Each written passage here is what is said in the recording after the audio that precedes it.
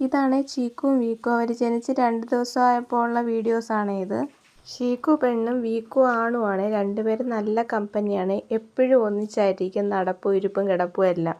2 അമ്മമാരുടെ മക്കളായ ചീക്കുവും വീക്കുവും ജനിച്ചത് ഒരേ ദിവസം തന്നെയാണ്. അമ്മമാരുണ്ടെന്ന് പറഞ്ഞിട്ട് കാര്യമൊന്നുമില്ല. 2 പേർക്കും അവരുടെ അമ്മമാർ പാല് കൊടുക്കത്തില്ല.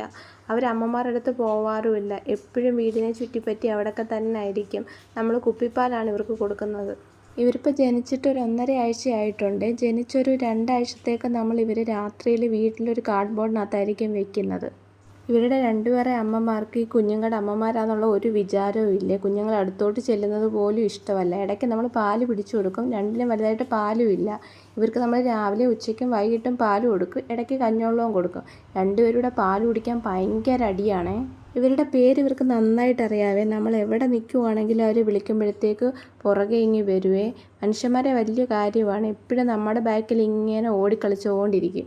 എപ്പോഴും പാല് കുടിക്കണമെന്നൊരു വിചാരം മാത്രമേ ഉള്ളൂ. പാല് കുടിച്ച് വയറ് നിറഞ്ഞു കഴിഞ്ഞാൽ ചെമ്മരിയുടെ കൂട്ട് രോമം എല്ലാം കൂടെ ചേലത്തി അവിടെ എല്ലാം ഓടി നടക്കലാണ് 2 പേരുടെയും പരിപാടി.